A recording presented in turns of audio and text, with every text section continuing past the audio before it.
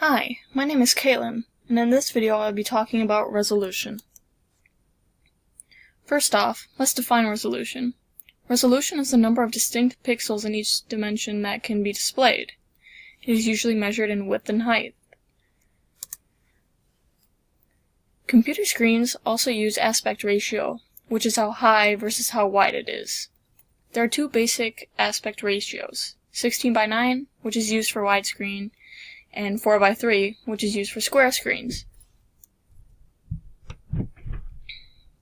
TV displays and computer displays are different in their own ways. With computer screens being smaller, they usually have a higher resolution than TVs. Firstly though, let's talk about the different definitions that a TV has.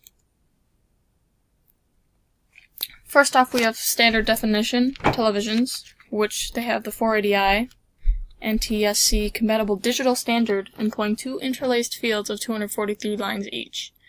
An interlaced scan is where it takes 30 odd and 30 even lines and displays them. When it does it every 1 out of 1/30th of a second, then you're getting 30 frames per second.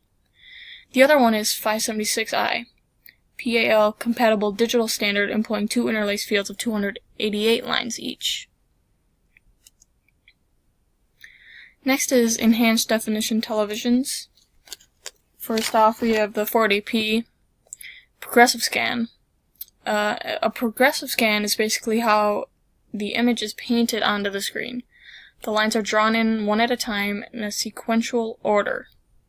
The other enhanced definition is 576p progressive scan. Next up we have high definition, which is the basic standard for today. The HD 1280x720 progressive scan, Full HDI 1920x1080 split into two interlaced fields of 540 lines, and the basic Full HD, which is 1920x1080 progressive scan. Lastly, there is the ultra high definition, which is still new to the market. The basic 4K Ultra HD is 3840x2160 progressive scan, and the 8K Ultra HD is 7680x4320 progressive scan. There are also different types of displays for TVs and such. First off, we have the plasma, which is also a PDP. Each pixel on the screen is illuminated by a tiny bit of plasma or charged gas. They are thinner than CRTs and brighter than LCDs. They also have very wide viewing angles and are usually used in larger screens, 36 inches or bigger. Next up, we have the liquid crystal display, which is LCD. This type of display is used in laptops or other small computers. They can be super thin. A current is sent across two conductors on a grid to control the light of any pixel. The amount of electricity that is sent through determines the color. The LCD display is also fixed. Next up we have the DLP, digital light processing. It's mainly used in projectors, they use it in movie theaters, and what it does is it uses mirrors housed on some kind of microchip, and the viewing angles are not very good, but it does have very smooth images when projecting. AMOLED, active matrix organic light emitting diode. It's based on pixels made of tiny red, blue, and green organic material based light emitting diodes.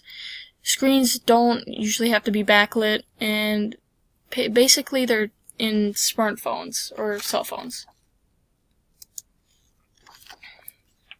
Lastly, we have the LED, light emitting diode, which is a semiconductor device that emits visible light when an electric current passes through it.